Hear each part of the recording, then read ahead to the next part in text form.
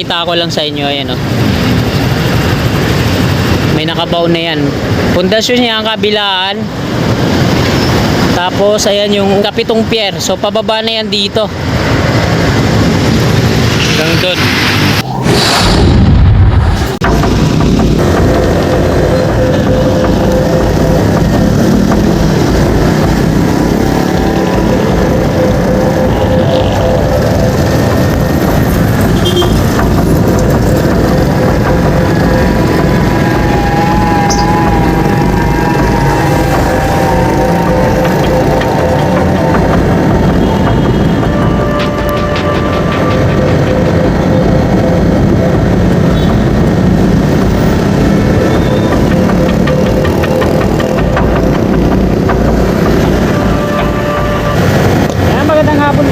Mga kasigap, nandito po tayo ngayon sa may Sales Interchange at mag-update po tayo dito sa off-ramp ng NAIA Terminal 3.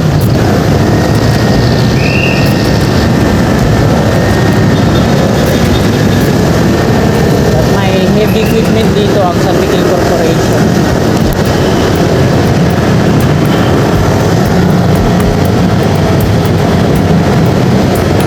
Time check po tayo mga kasigap.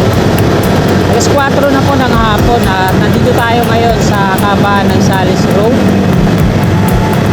At sisilipin natin ngayon kung ano na yung latest na progress dito sa ginagawa nilang off-ramp NAIA Terminal 3 mula dito sa NAIA Expressway patungo dito sa arrival at departure, no? Araw po ngayon na Martes. Ka-22 na po ngayon na April taong 2025.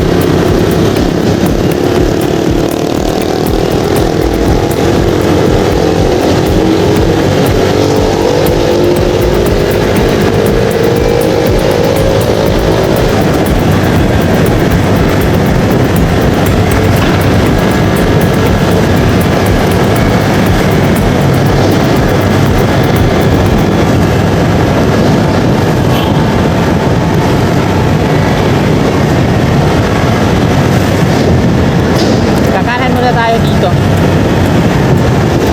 Service Road.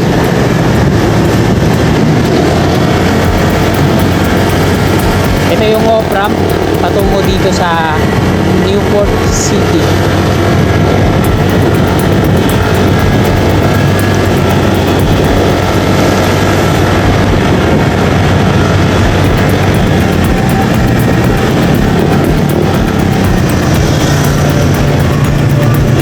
Yung panganan, Newport City po yan, patungo dyan sa mga casino.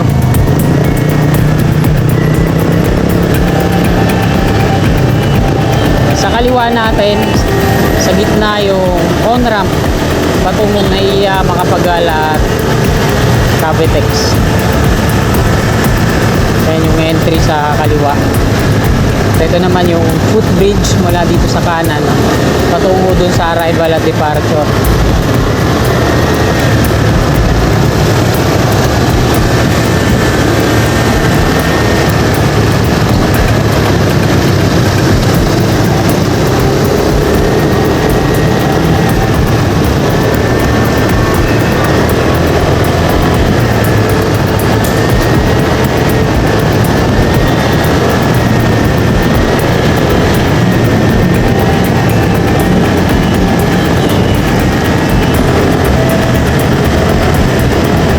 Sa kaliwa kasi didiretso tayo dito sa may circuit.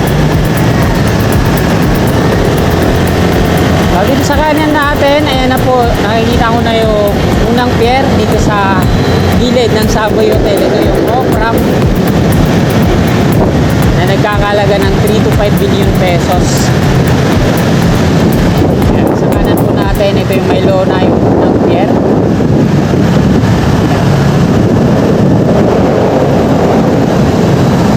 Sa last update natin, yung pang-anim na yung nilalagyan ng platform, sorry. At ito nga, yung pang-anim ay nilalagyan na nila na rebar para sa pierhead. Ayan o. So malapit na to mga kasikap. Pag nabuhusan na yan, mag-install na yan sila dito na concrete girders. yung pababang rampa. Ayan. Nabuhusan na po magkabilaan yung pundasyon. Meron ng parang girders na nakabaon dyan.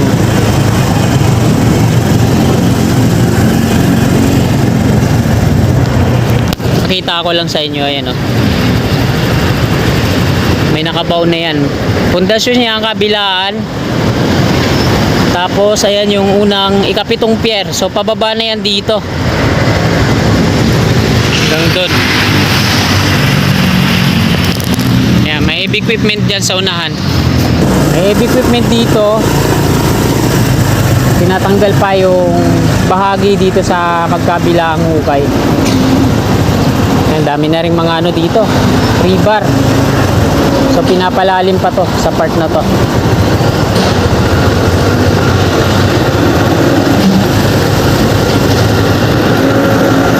Naka-ready na yung mga steel bar na naglalakihan dito.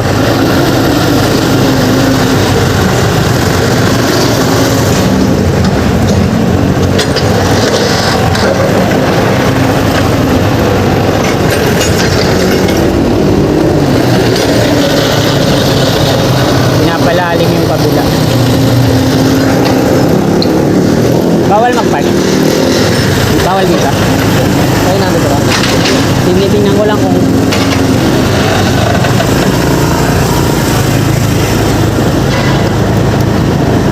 bawal pala mag-park dyan. So, diretso na po tayo dito sa may Villamor Air Base. Ayan yung off-ramp naman, mga galing Macapagal Boulevard. Dire-diretso yan patungo dun sa may lobby, arrival at departure. So dalawa yung dyan, pwede sa baba, pwede sa taas. Napakaganda na dyan.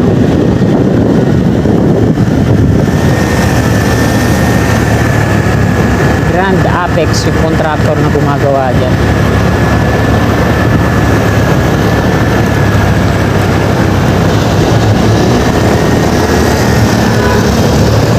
Ito muna tayo dito. Yan, pakita ko ulit dito mga kasikap. So mula dun sa dulo, yan yung mga pier. Dito. At itong pang-anim na lang, nilagyan na ng forma at may rebar na. Inuti-unti na rin lagyan ng forma yung gilid-gilid. So sa mga ilang araw na lang yan mag-concreto na yan. At mag-install na yan sila dito ng mga concrete girders. Pera patunaw yun. Kaya yung inatabayanan ko din kung anong girders ang gagamitin dito. Kung ASHTO Type 4 concrete girders ba, yung kadalasan ginagamit ng Skyway, San Miguel Corporation, or mga Unibridge girders o steel girders, no? O Super T girders. Marami kasing uri yan mga girders. So lagi naman natin i-update yan dito.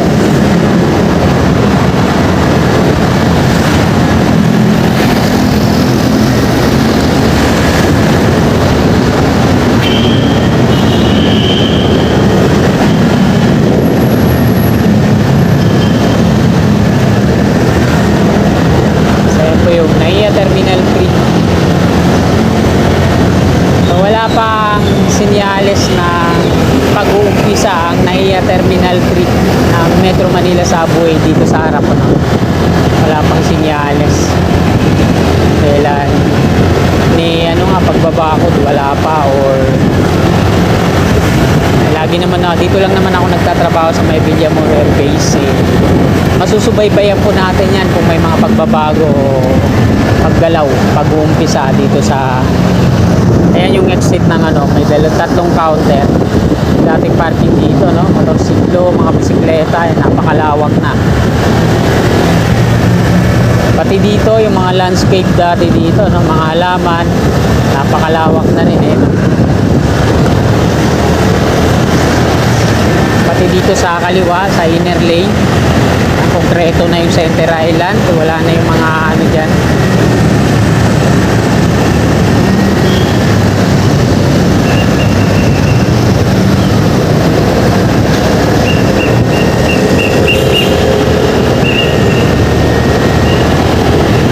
naman yung toll sa mga magtutungo ng Bigutan, Skyway Stage 3.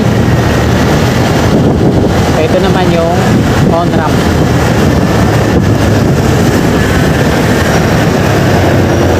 Yung hindi dinig yung ingay ng mga sasakyan patungo dun sa loob ng Villamor kasi ayan, napakataas ng sound barrier na yan, yung kulay asul ng mga polycarbonate plastic.